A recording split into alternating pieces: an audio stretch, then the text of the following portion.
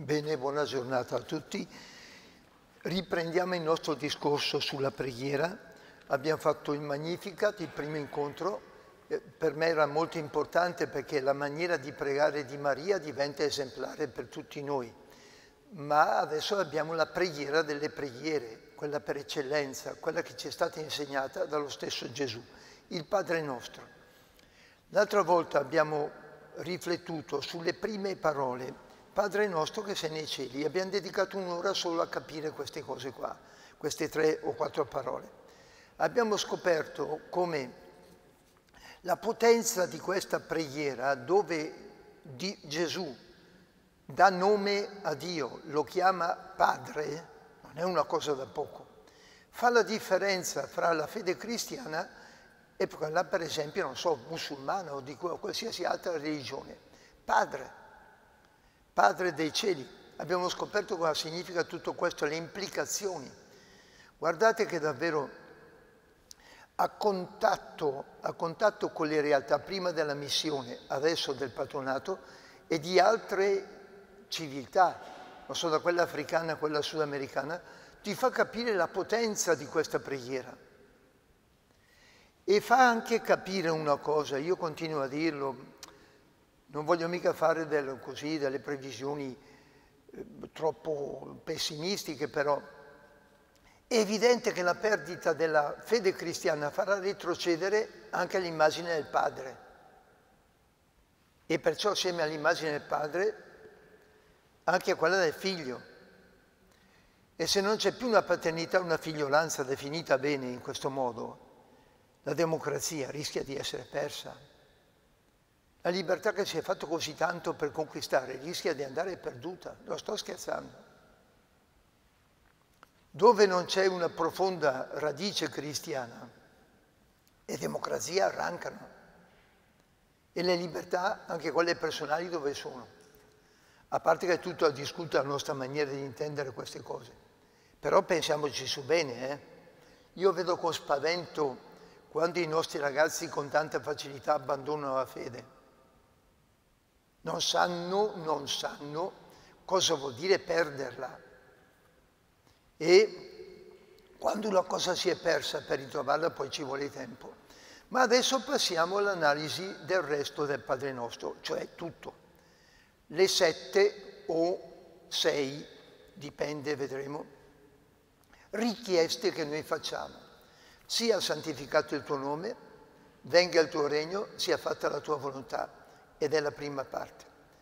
Dacci oggi il nostro pane quotidiano, rimetti a noi i nostri debiti come noi li rimettiamo ai nostri debitori, non abbandonarci alla tentazione, liberaci dal male. Secondo alcuni, non abbandonarci alla tentazione e liberaci dal male sarebbero una sola richiesta. Secondo altri, 2. Perciò le domande del Padre Nostro potrebbero essere 6 o 7. 7 è il numero perfetto, se vogliamo lasciarlo così. Partiamo allora a vedere. Nella prima parte del Padre Nostro, guardiamo alla sintassi, guardiamo alla grammatica, guardiamo all'espressione. Le richieste sono fatte tutte sul tuo nome, venga il tuo regno, sia fatta la tua volontà. Ci sono 2 verbi, il primo e il terzo, al passivo, il secondo all'attivo. Sia santificato, passivo, sia fatta la tua volontà, passivo, venga, attivo. Vedremo che tutto questo non è insignificante, ha un preciso significato. Delle 3 richieste, la più importante qual è? Sono tutte importanti. Ma la centrale, quella che fa origine anche alle altre 2, è quella venga il tuo regno, che guarda caso è espressa all'attivo. In altre parole, venga il tuo regno, dice solo 2 cose. Primo, venga, no? Cioè, chi è quello che fa venire il regno? Non è l'uomo. L'uomo può invocare solo che venga. Ma chi fa venire il regno è Dio. Venga da parte tua, il tuo regno, venga. e il soggetto è appunto il regno di Dio, che vedremo non è una realtà, una cosa, una condizione, è una persona, ma lo studieremo bene. Perciò la frase centrale è venga il tuo regno.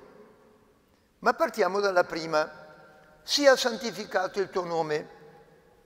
In greco, agiasteto to onoma su, sia santificato il nome di te.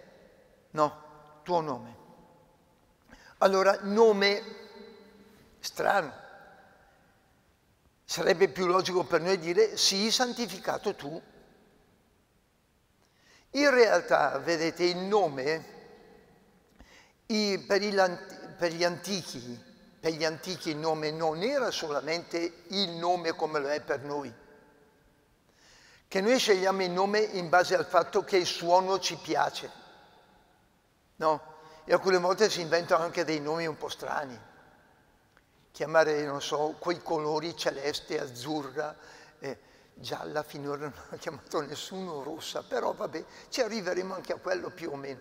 I bambini blu ci sono già, eccetera, capito? Però perché c'è un'assonanza, ci piace la cosa. No, no. Gli antichi dicevano nomen est omen, che vuol dire il nome rivela già il destino.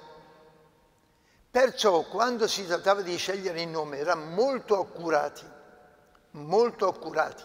Per esempio, non c'è islamico che non scelga un nome legato alla storia islamica. Insomma, studiando un po', mica tanto, né qualcosina, non c'è nessun nome che un islamico abbia che non sia legato a un personaggio o del Corano o della storia dell'Islam. Non è che siano nomi così inventati. Per i cristiani capisci subito perché, per esempio, gli africani hanno tutti i nomi di santi, no, in inglese o in francese, ma nomi di santi. Però anche lì ormai si sta facendo strada. In America Latina è un disastro che il nome venga scelto dalle telenovelas. Una volta veniva scelto sul calendario, mi ricordo sul fatto del calendario, che uno aveva chiamato, certificato di battesimo, Primer Domingo Adviento, 3 nomi aveva avuto, aveva detto che era la prima domenica di Avvento, ha chiamato suo figlio Primer Domingo Adviento, va bene, ecco, per dire, non so questo qua. Ma era in qualche modo un collegamento con la fede. Oggi io dico sempre che certi nomi sembrano scelti da una visita frettolosa al reparto detersivi di un supermercato, perché fa dei chi lavora, che sta in terra, non so se è chiaro. Contando anche un fatto sul fatto del nome, che ormai i padroni dei cani si chiamano Bob e il cane si chiama Filippo, perché adesso siamo quello. Va bene, c'è anche quello. Allora, per gli antichi nomen est omen, è un destino, non solo. Il nome a tal punto indica la persona che rivelare il nome allo sconosciuto, a uno sconosciuto, poteva essere pericoloso. Nessuno diceva il proprio nome perché poteva essere fatto oggetto di incantesimi, di magie, di maledizioni. Per cui il nome è molto di più che così un vocabolo. Indica veramente la personalità. In Dio il nome addirittura è la persona. Pensate che il Tempio di Gerusalemme non è una robina qualsiasi. Yamina Trebulina era una costruzione gigantesca che, se ricordo bene, era mezzo chilometro di lunghezza, 200 di larghezza, per cui una cosa spaventosa, veramente enorme, solo per contenere il nome di Dio. Solo, non la persona di Dio. I cieli dei cieli, dice Salomone, non possono contenerti. Figuraci se ti contiene questa casa che io ti ho costruito. Qui abiterà il tuo nome. Per cui il nome, Quando Gesù dice sia santificato il tuo nome, indica non solamente il nome di Dio, indica la realtà divina. Il nome per assonanza, il nome per ricordo, il nome per simbolo, il nome per citazione, indica Dio stesso. Difatti, nella Bibbia il momento rivelativo del nome più importante è quando Mosè è nel deserto che sta pascolando il gregge del suo suocero Jetro e vede un cespuglio che arde, va là nel cespuglio e gli arriva la voce: guarda che è un terreno sacro, spogliati i sandali, sei in presenza di Dio, e gli parla questo Dio qua. Lui accoglie la voce di Dio e alla fine però dice: io va bene, mi mandi in Egitto da Faraone. Ma se il Faraone mi dice chi ti ha mandato, cosa gli dico io? Tu gli dirai e Dio rivela il nome. No? Che tradotto in italiano sarebbe, è difficile la traduzione, sembra che in ebraico si pronunci Yahweh, che è la Y, la H, la W e la H. È il tetragramma, cioè le quattro lettere. Tetragramma, 4 lettere. Impronunciabili, sapete che l'ebraico ha le consonanti ma non le vocali scritte, sono state aggiunte dopo le vocali, ma il testo ebraico era solo di consonanti, per cui era impronunciabile, l'aveva fatto apposta per non essere pronunciato. Difatti appena loro trovavano nel testo queste 4 lettere, dicevano un altro nome, per esempio dicevano Adonai, dicevano cielo, dicevano qualsiasi altra cosa, ma non pronunciare il nome di Dio. E il comandamento è: non pronuncerai il nome di Dio in vano. Ma ritorniamo al nome allora. Quando gli dicono: se il Faraone mi dice chi ti ha mandato, cosa dirò? Tu gli dirai: io sono ti ha mandato. In altre parole sembra che sia: io sono colui che sono, che è una tautologia. Cosa vuol dire tautologia? Sarebbe come dire che una mela. Cos'è una mela? La mela è una mela aggrassetante, su come prima, non so se è chiaro. Ma Dio, mentre si rivela, si nasconde. Difatti, la presenza di Dio nel popolo di Israele, mentre esce dall'Egitto e va verso la terra promessa, la presenza di Dio è data dalla colonna di nube che di notte è di fuoco, illumina, che di giorno è di nube, cioè oscura. Quando c'è luce Dio è oscuro, quando c'è oscuro Dio è luce, per dire che Dio è impenetrabile, è un mistero. Dio si consegna ma rimane imprendibile, imprendibile. È chiaro questo? Allora, Dio rivela il suo nome. Cosa dice qua il testo?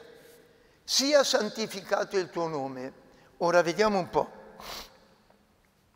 Sia santificato vuol dire molte cose. Potrebbe voler dire sia conosciuto. Va bene?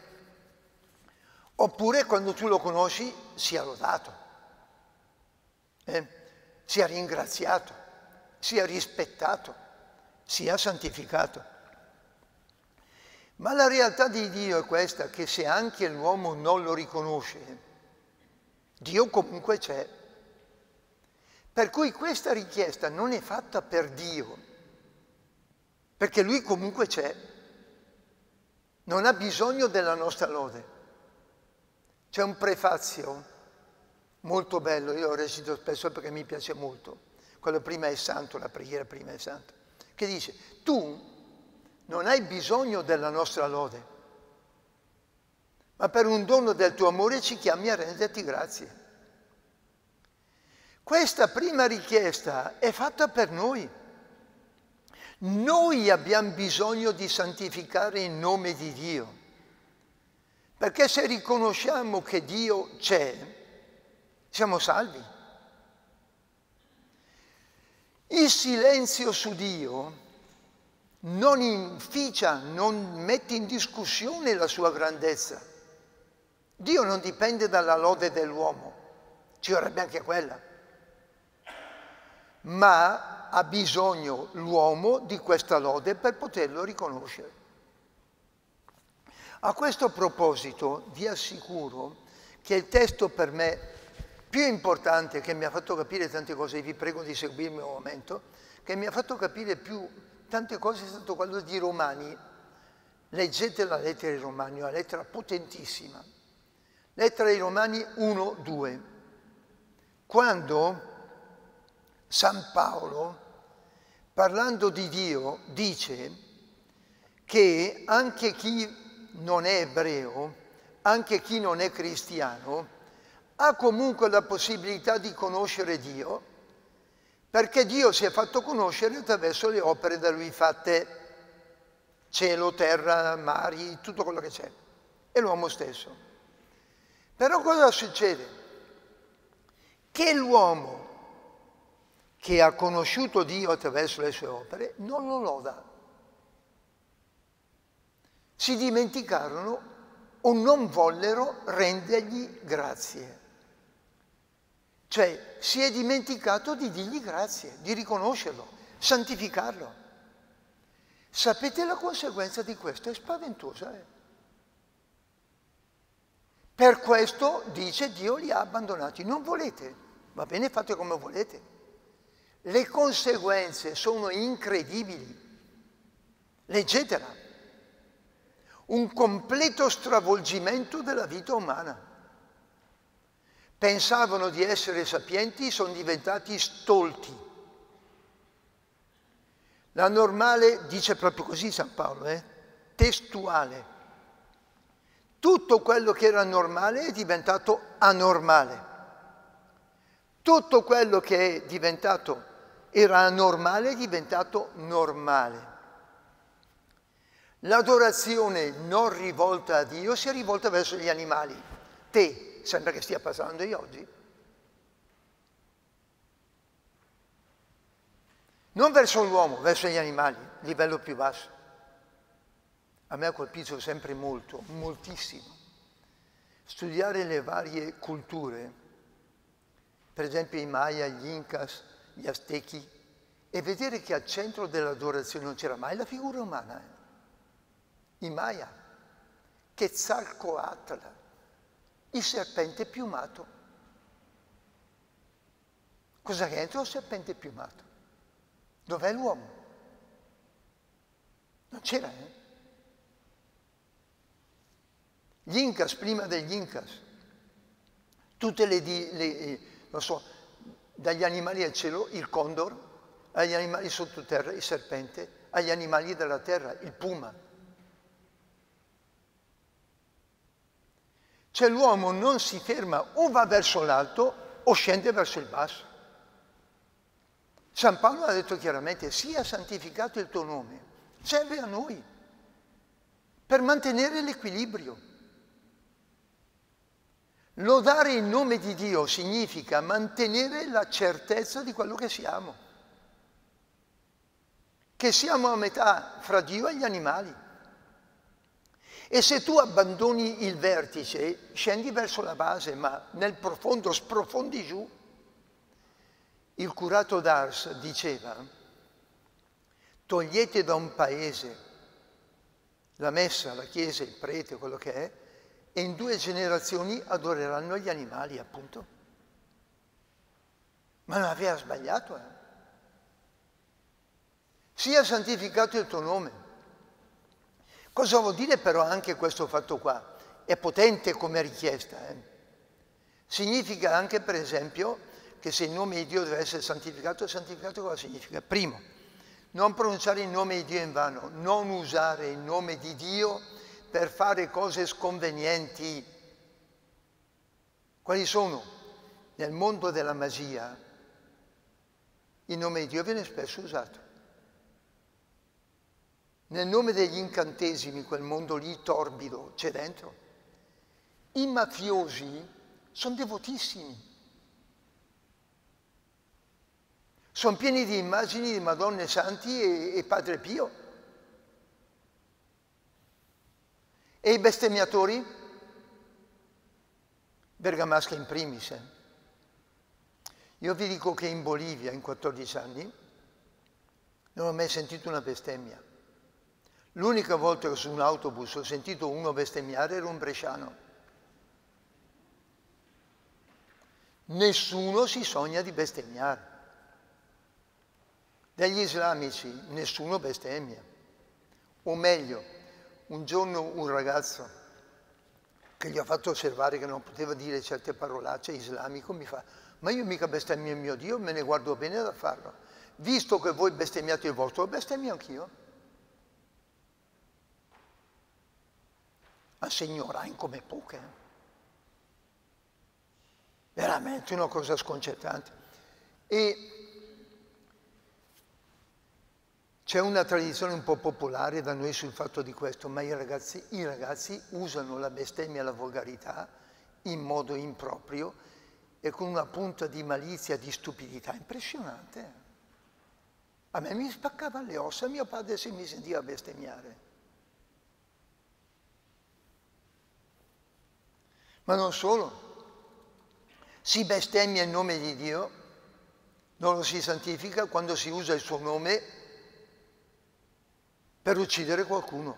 Quando vengono giù le torri gemelle e Osama Bin Laden con i suoi dice Allah Akbar, Dio è grande, ma sei impazzito. Una delle cose più di questo periodo tenebroso, tremendo del terrorismo, con tutte le sue esagerazioni, è l'uccisione, le cose più luminose, l'uccisione barbara, efferata, vergognosa, di una ventina di soldati e di altre persone islamiche, no scusate, copte d'Egitto, sono egiziani, ai quali quelli dell'ISIS avevano proposto di convertirsi in cambio di aver salvato la vita, non si sono lasciati convincere. Il vescovo copto che ha visto il filmato della loro esecuzione e gli ha tagliato la testa, ha notato, seguendo quello che dicevano, le ultime parole che dicevano prima dell'esecuzione, era l'invocazione del nome di Gesù, tutti proclamati martiri santi della Chiesa copta. Non so se è chiaro. Quando è venuto fuori la storia del, come si chiama quello lì, quel francese, il giornale, Charlie Hebdo, che mette le bestemmie in prima pagina perché c'è la libertà di espressione. E tutti dicevano je suis Charlie Hebdo, io in pratica ho detto je ne suis pas Charlie Hebdo. Mi dispiace di quello che è avvenuto, non lo condivido, lo condanno, ma io quel giornalaccio lì, ma neanche a crepare.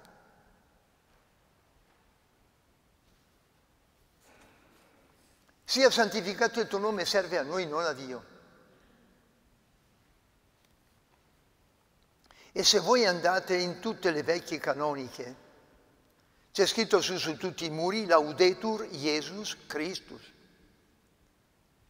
E tutte le trasmissioni di tipo religioso terminano sia lodato Gesù Cristo. Santificato sia il tuo nome. Primo. Faccio un po' in fretta perché altrimenti me la finisco. Non la finiamo più. La parte centrale è venga il tuo regno. Ah, questo è potente. A proposito, io mi riservo, se voi siete d'accordo, di farvi avere, però lasciatemi lavorare sopra. Quello che vi dico, tutto elaborato, in modo molto semplice, che si possa leggere facilmente, ve lo mando, però via email, va bene con loro. Però mi occorre un mesetto per tirare assieme un po' tutto, abbiate pazienza, d'accordo? Perché dirlo una cosa, scriverlo un'altra. Venga il tuo regno è l'affermazione centrale. Elfeto e Basileia su. Venga, venga. All'attivo, chi è il soggetto? Dio. La seconda invocazione, mentre la prima tocca a noi, la seconda tocca a Dio. È possibile solo a Dio di far venire il suo regno. Noi non lo possiamo fare. È una cosa molto interessante questo, perché bastava questo versetto del Padre Nostro per impedire che, per esempio, il marxismo si appropriasse dell'idea di regno, di giustizia, di pace, rendendolo possibile sulla terra senza più Dio. È impossibile per l'uomo instaurare un regno di verità, di giustizia, di amore e di pace senza Dio. È quello che noi diciamo in questa invocazione, venga il tuo regno fa. Noi ce la mettiamo tutta, ma se tu non mandi il tuo regno noi non ci riusciamo. Questo deve essere molto chiaro. Io quando ero in Bolivia, vi dico la mia esperienza, vi assicuro che ce l'ho messa tutta a fare le cose, ma per anni ho tentato, mi sono sforzato. A un certo punto, vedendo l'impossibilità di modificare, ma non tanto, di tanto così, ho detto qui capisco quelli che prendono le armi. Capisco Camillo Torres, capisco gli altri. Perché non è possibile. Non è possibile. E difatti anche le Brigate Rosse, che hanno avuto il loro, diciamo così, punto di nascita nell'Università di Trento, facoltà di sociologia, c'era su Curcio e compagni, erano tutti cattolici, i quali volevano instaurare il regno della giustizia, dell'amore e della pace. Di fronte all'impossibilità di farlo hanno detto la rivoluzione. E sono nate le Brigate Rosse. Venga il tuo regno dice chiaramente una cosa, però per favore ricordatelo. Tutto l'impegno di tutti gli uomini del mondo, tutto l'impegno di 8 miliardi di uomini e donne non basterà a far venire il regno di Dio, a instaurare nel mondo la giustizia. A me colpisce sempre il fatto che il popolo più intelligente del mondo, il più istruito, quello che ha fatto la storia dell'Europa negli ultimi 250 anni, 300 anni, i tedeschi, abbiamo fatto quello che hanno fatto. Guardate che non sono mica stati, non sono la popolazione, mi invento, Bantu dell'Africa. L'ha fatto i tedeschi. Una guerra mondiale, 54 milioni di morti. La Shoah, 6 milioni di gente bruciata e uccisa, brutalmente, scientificamente, eccetera, eccetera. E gli americani ci mettono dentro anche 2 bombe atomiche, le uniche bombe atomiche sganciate finora. Quelli che chiamano, non so gli altri, il regno del male, loro sono gli unici ad aver fatto questo? Quando noi diciamo che se tutti facessero il loro dovere il mondo sarebbe non quello che è, chi l'ha detto? L'invocazione venga il tuo regno è la constatazione che noi da soli non ce la facciamo. Perciò mentre la santificazione in nome di Dio dipende anche da noi, anzi soprattutto da noi perché serve a noi, venga il tuo regno no, è tutto di Dio.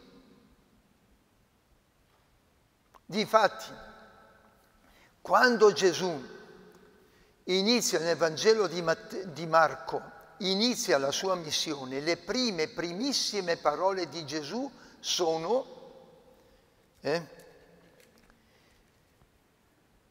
il tempo è compiuto, primo. Il regno di Dio è qui, convertitevi e credete al Vangelo. Cos'è il regno di Dio?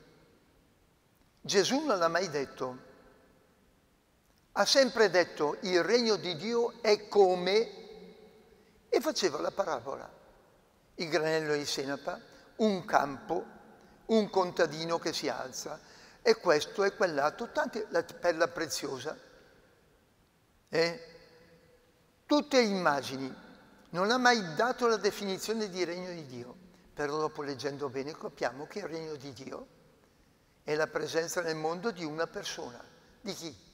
Di Gesù. La venuta nel mondo di Dio nella persona di Gesù è il regno di Dio.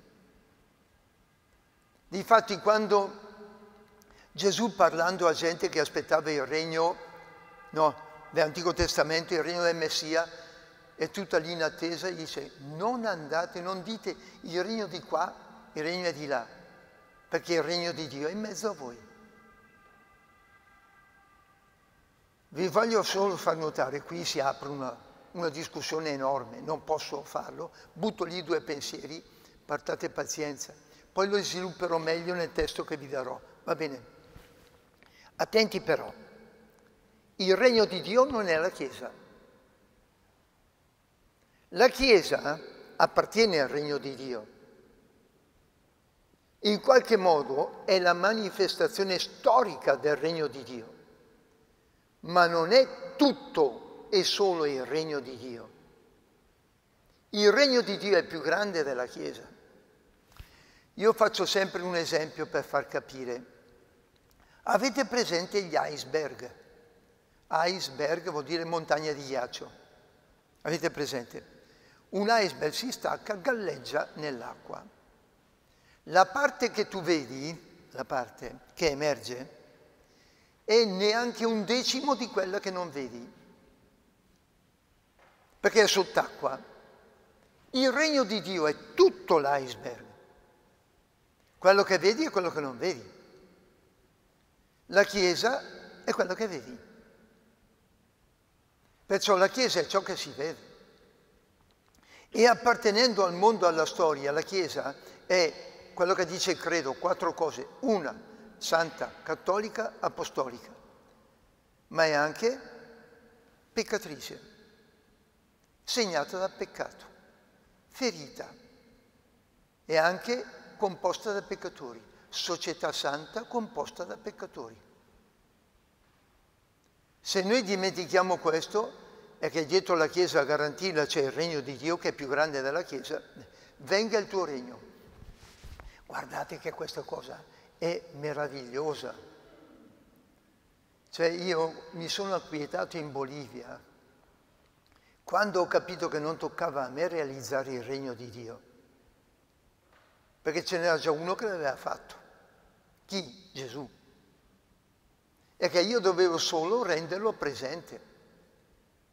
In qualche modo dire, per esempio, qui al patronato, io non lo so neanche se faccio bene o faccio male, però una cosa posso dirla, attenti, è questa: a chi teme che questi qua che vengono combinino chissà che cosa, abbiamo dimostrato in 11 anni che sono stati accolti, aiutati, educati, non hanno provocato tanti guai.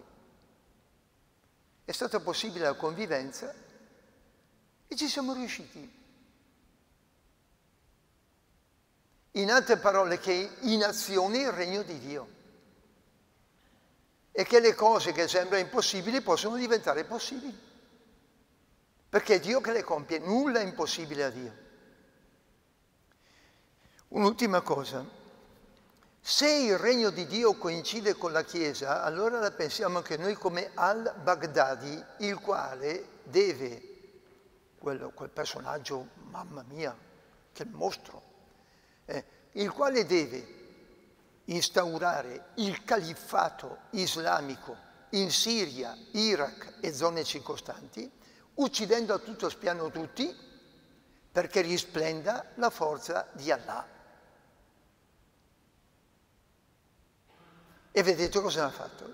L'altro giorno c'era qui un prete francescano, copto, cioè lui è egiziano, che è a Aleppo, e dice: Aleppo, una città fiorente, adesso è piena di miseria, non c'è la luce, non c'è l'acqua, non c'è niente, la gente fa la fame, noi distribuiamo 1000 pasti al giorno, tutto grazie al tentativo di rendere presente nel mondo il regno di Dio. Noi attenti, è Dio che fa il regno. Non togliamogli il primato. Terzo, se è vero quello che vi ho detto, è evidente che la cosa più importante a questo punto, santificato il suo nome, venga il tuo regno, se il regno viene, è venuto, sia fatta la tua volontà. Mi ricordo quando ero molto giovane, piccolo, negli elementari, che un prete una volta aveva detto, sia fatta la tua volontà, sì, però costa molto fare la volontà di Dio. Guardate che non è così, Costa molto perché noi siamo diventati invalenti, ipertrofici, ci siamo sviluppati troppo. È come quelle persone che quando entrano loro nell'ascensore non entra più nessun altro, tanto sono grossi. Nella vita, noi abbiamo sviluppato talmente l'io che non c'è posto più per nessuno. Perciò cedere una parte della nostra volontà a un altro ci sembra un attentato alla mia identità. Ma guardate che tutte le volte che io ho cercato di fare la volontà del Signore è andato tutto perfettamente bene. Ma tutto. Anche perché una cosa è certa. Io non lo so se ne indovino 1 su 10. Dio ne indovina 10 su 10. Non sbaglia mai. Compiere la sua volontà vuol dire fare le cose bene. Vuol dire lasciare in mano il governo del mondo a Dio. Mi ricordo quando ho fatto la scuola guida, che mi faceva andare su dalla parte della Madonna del Bosco, ci sono le curve. Le prime volte, vabbè, non è che poi a me, io non sono mai stato troppo bravo a guidare. Avevo paura. Ma quello che è seduto vicino a me diceva, tu non avevi mica paura perché se sbagli correggo io, c'ho io i pedali? Non è mai successo niente. In altre parole, Dio è l'istruttore di scuola guida, ti lascia in mano il volante, poi lui corregge i tuoi sbagli. Fare la volontà è fidarsi di Dio. Fidarsi che Dio non può fare niente di male. Fidarsi che Dio può fare le cose bene. Per esempio, una delle cose che a me ha insegnato la pandemia, e tutta la paura che è nata poi dalla pandemia non la capisco, sinceramente non la capisco. La prima cosa che mi ha insegnato è che prima o dopo bisogna morire. Per cui le notte sta lì a dire troppa paura. Mettiamolo in conto e prepariamoci che l'ora finirà. Poi dopo i 70 cosa vuoi? Stai lì a cincischiare cosa? Ogni giorno un dono, via. Prepariamoci che è meglio. Ma soprattutto che se tu compi la volontà di Dio mica vai perduto, Ed è proprio la perdita di questo senso profondo di fiducia del Padre nostro che fa in modo che siamo tutti fuori di testa. Sia fatta la tua volontà. È la cosa più bella che uno può dire. Che non è un abdicare alla propria libertà, anzi.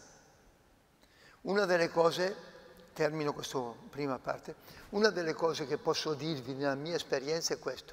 Nessuno, né vescovi, né preti, né i miei genitori, nessuno mi ha rispettato così tanto come Dio. Nessuno. Questa è una cosa che mi ha colpito molto. Mi ha lasciato fare tutti gli sbagli. Tutti. Ma alla fine lui ha corretto tutto.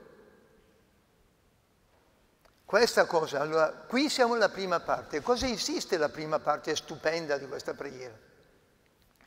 Quando la recitate osservate lo schema, ma partite prima di recitarla da venga il tuo regno. Se viene il tuo regno è possibile santificare il tuo nome, è possibile fare la tua volontà. Seconda parte, brevemente. Oh mamma. Vabbè. Dai, dopo vi mando lo scritto, che fa che un po' le via. Seconda parte. Dacci oggi il nostro pane quotidiano. Vediamo un po'. Seguitemi un momentino. Ton artonemon, ton epiusion, dos umin semeron. Vediamo, pane, pane, pane. È l'unica preghiera che parla del pane. L'unica. Provate a cercare un'altra preghiera dove si accenni al cibo. Non c'è. Ti adoro mio Dio, l'Ave Maria, il Gloria, l'Angelo di Dio, tutti. Solo il Padre nostro. E la cosa qual è? Chiedi pure al Signore ciò che ti occorre. Chiediglielo. Ma stai attento però, che Dio ti darà il pane. Qual è l'aggettivo? Quotidiano. Non ti dà la tessera per avere il pane nei prossimi 43 anni. Ogni giorno avrai ciò che ti occorre. San Luca sottolinea: dacci oggi il nostro pane di oggi e domani il pane di domani. Quello che serve. In altre parole, chiedere a Dio ciò che occorre. Bernanos definiva i poveri, stupenda definizione, quelli che ogni giorno mangiano direttamente dalle mani di Dio. Quelli che mangiano direttamente dalle mani di Dio. Quelli che si scandalizzano perché viene sprecati molti alimenti, cioè buttati via molte cose. Quando si perde di vista questa prospettiva, poi si spreca. Sforziamoci di avere frigor meno forniti e di consumare tutto quello che abbiamo e ringraziamo per ciò che abbiamo. Ringraziamo. Dacci oggi il nostro pane quotidiano. Il pane, il Papa Benedetto XVI ha fatto una bellissima ricerca nei Vangeli sul tracciato, il percorso del pane, soprattutto nel Vangelo di Marco.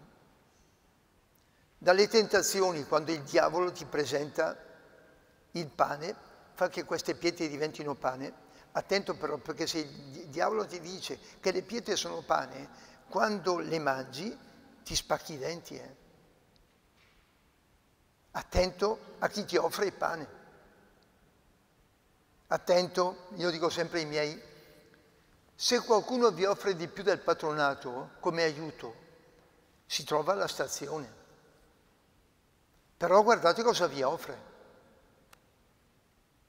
Se il patronato vi dà, non so, 50 e lì vi danno 500, chiedetevi perché. Che prima o dopo andate a finire nei guai. Il pane. Chi ti dà il pane? A me ha scopito moltissimo quando ero in Bolivia a sapere che un mio ragazzo qua di Loreto, ragazzo dell'oratorio, era morto era i primi casi di bulimia, come si chiama? Non bulimia, quell'altra, anoressia. Morto di fame. Dico, com'è morto di fame? E sì, non mangiava più. Ma come, ci abbiamo il pane e non mangiamo più? Disturbi alimentari.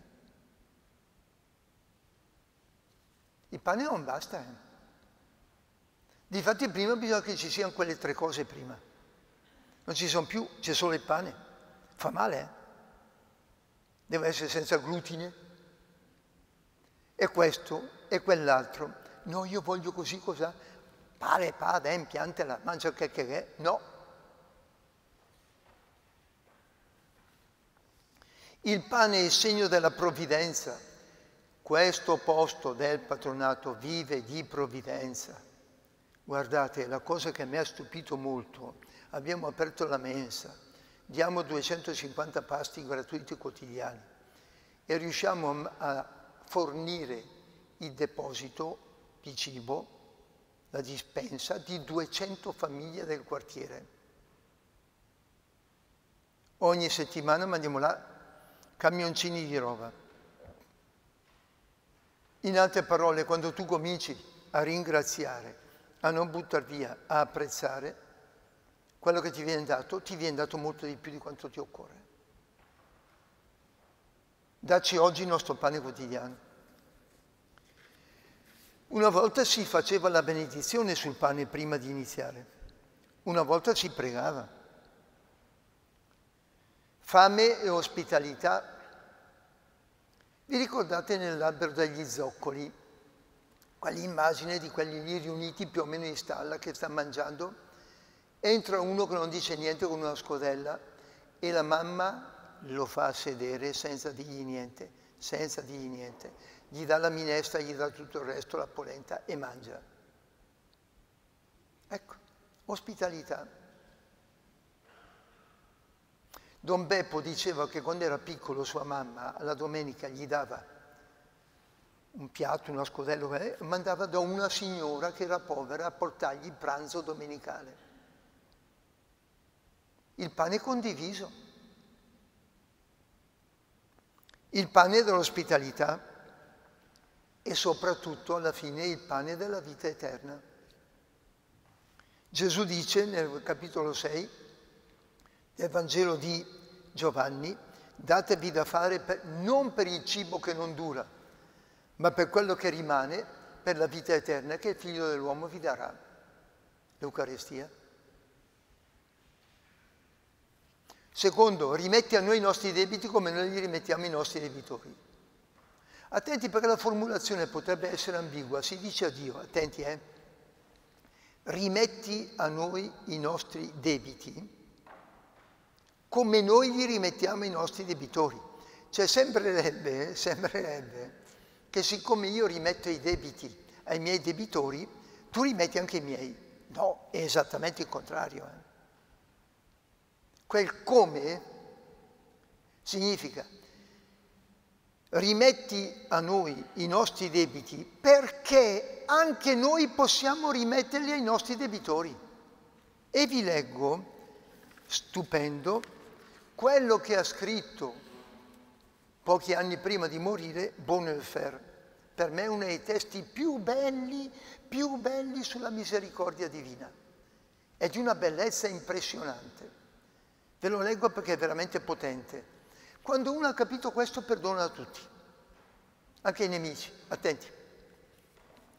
Ogni giorno la comunità cristiana canta: ho ricevuto misericordia, ho avuto questo dono anche quando ho chiuso il mio cuore a Dio, anche quando ho intrapreso la via del peccato, anche quando ho amato più tanto le mie colpe di quanto amassi Lui, anche quando ho incontrato miseria e sofferenza in cambio dei peccati commessi, anche quando mi sono smarrito e non ho trovato la via del ritorno. Allora ho scoperto che era la parola di Dio che veniva a cercarmi. Allora ho capito, che bello, Egli mi ama.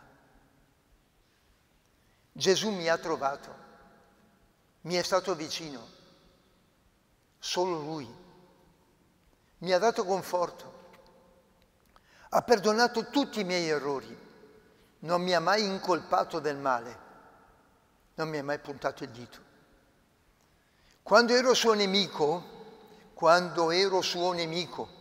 e non ho rispettato i suoi comandamenti, Lui mi ha sempre trattato come un amico. Quando gli ho fatto del male, Lui mi ha ricambiato solo con il bene. Non mi ha mai condannato per i misfatti compiuti, ma mi ha cercato incessantemente e senza rancore. Ha sofferto per me, è morto per me, ha sopportato tutto per me. Mi ha vinto. Il Padre ha ritrovato suo Figlio. Pensiamo a tutto questo quando intoniamo quel canto, quando diciamo questa preghiera. Fatico a comprendere perché il Signore mi voglia così bene. perché io gli sia così caro. Non posso capire come egli sia riuscito e abbia voluto vincere il mio cuore con il suo amore. Posso solo dire, ho ricevuto misericordia. Allora una cosa, state attenti, questa preghiera del Padre nostro, perdona i nostri debiti come noi li perdoniamo, può dirla solo uno che ha constatato, ha sperimentato la misericordia. Quelli che non perdonano niente a nessuno sono della povera gente, che non hanno mai vissuto la grazia del perdono. Quelli che dicono, mego de domandare scusa a nessuno de negot. Una volta per far capire ai miei ospiti che sono qua, quanto abbiamo bisogno tutti e due, alla fine della messa c'erano qui 70-80. Ho detto adesso tutti voi in fila come per la comunione, loro fanno normalmente la comunione, venite qua e mi date, non c'era ancora il Covid, mi date un abbraccio per dire che mi perdonate tutti i miei errori. Io vi do un abbraccio per dire che vi perdono tutti i vostri errori. Io ho bisogno del vostro perdono e vi concedo il mio. L'abbiamo fatto. I preti chiedono scusa ai fedeli, invochino il loro perdono. I fedeli chiedono scusa ai preti, invochino il suo perdono. E tutti invochiamo il perdono di Dio. Può capire questa domanda solo chi ha sperimentato la misericordia. Oggi non c'è più misericordia, si vuole solo giustizia. Ecco perché non funziona più niente. E brevissimamente vi ricordo la parabola dei 10.000 talenti. 10.000 talenti, il talento non era una moneta, era una quantità di materiale prezioso. In Palestina corrispondeva più o meno da 35 kg o d'argento o di oro ogni talento. 10.000 sono 350.000 kg d'oro. E Fort Knox, deposito dell'oro degli Stati Uniti. Imperdonabile. Il nostro debito con Dio è di 10.000 talenti, c'è. E noi non riusciamo a perdonare 100 denari. Quando tu hai capito questo, non puoi fare altro che perdonare. Ecco perché dobbiamo chiederlo continuamente a Dio questo. Ultime due, poi non vi tormento più. Non abbandonarci alla tentazione, ma liberarci dal male. Sono collegate tutte e due, vediamo un po'. La prima cosa, non abbandonarci alla tentazione, significa ammettere che siamo in un mondo pieno di tentazioni. Ultimamente le tentazioni non sono diminuite, sono aumentate. Sono aumentate. Ai miei tempi era ancora possibile che un ragazzino o una ragazzina arrivasse a 10, 11, 12 anni senza sapere esattamente cose riguardo al sesso. Adesso è impossibile.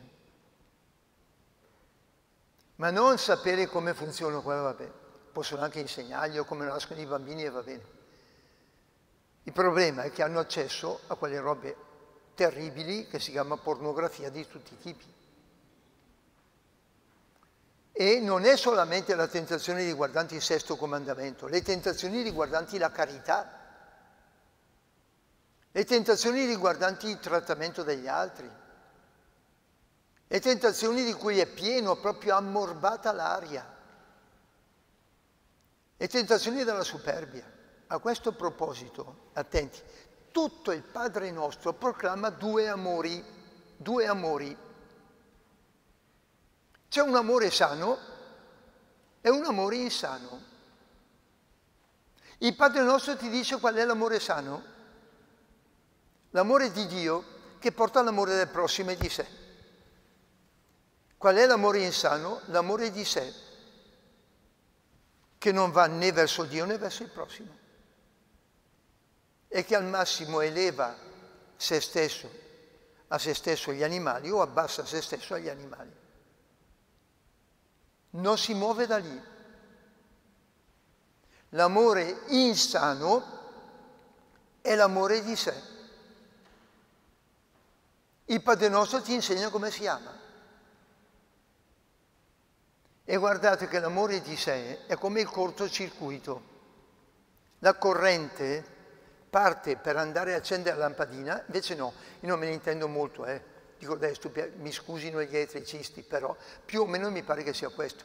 Non va a accendere la lampadina, torna indietro e brucia l'interruttore. E l'interruttore sei tu. L'amore di sé ti fulmina, ti consuma, ti brucia, ti distrugge. L'amore di Dio e degli altri ti sviluppa. Un giorno ho detto a un signore che era qua, fa, tu mi sembri, potevo dirglielo, senza timore di offenderlo, una centrale elettrica che consuma tutto quello che produce, perché per funzionare ha bisogno di tutto, non basta. Devono attaccare sotto altre centrali perché possa funzionare. Funziona completamente in perdita. E c'è una cosa, a proposito, piccolo segreto.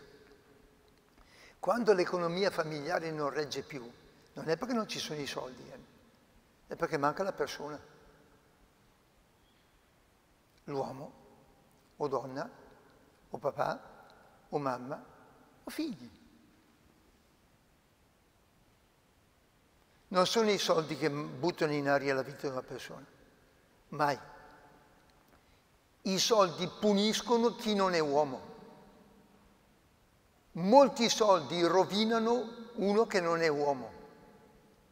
Pochi soldi premiano uno che lo è.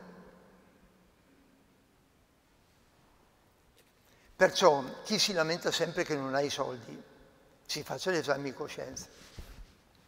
A uno ho dovuto dirgli, te bello, tu dici che il tuo problema è che non guadagni abbastanza? Ah sì, ti dico io perché. Se uno beve, se uno si fa di cocaina, se uno gioca a tutto spiano, se uno gli occorrono ogni giorno 300-400 euro, non gli basteranno mai i soldi. Ma il problema non sono i soldi, è lui. Ma se io fossi come l'Agnelli, l'è morto l'Agnelli, che adesso è più come che è prima. Però guarda che anche così ti rovineresti. Allora il problema è quello. Le tentazioni sono ovunque. Ecco perché Gesù dice che occorre non entrare in tentazione. E per fare questo, la conclusione qual è? Liberaci dal male. Avete notato che l'ultima parola del Padre nostro qual è? Male. La prima parola del Padre nostro qual è? Padre. Cosa fa il Padre? Ci libera dal male. Liberarci dal male non è possibile all'uomo. Avete visto la pandemia? Avete visto? Noi faremo tutti i vaccini che ci dicono e va bene, per l'amor di Dio, li ho fatti, ne farò se mi dico di farne altri 3, ne faccio altri 3 che è il mio problema. Però non riusciamo noi a liberarci. Il Papa l'ha detto. Pensavamo di essere gli unici sani in un mondo di malati e abbiamo scoperto che siamo tutti malati in un mondo di malati. E allora cos'è? Liberaci dal male. Ecco l'invocazione. Signore, pietà. La preghiera di Gesù. Signore Gesù Cristo, Figlio di Dio, abbi pietà di me peccatore. Questa è la conclusione. Tutte queste cose ve le farò avere, se avete un po' di pazienza, scritte con tante belle figure, perché le scelgo bene le figure, va bene? In modo che risulti anche più leggera la lettura, va bene? Ciao. Possiamo anche solo ringraziare Don Davide.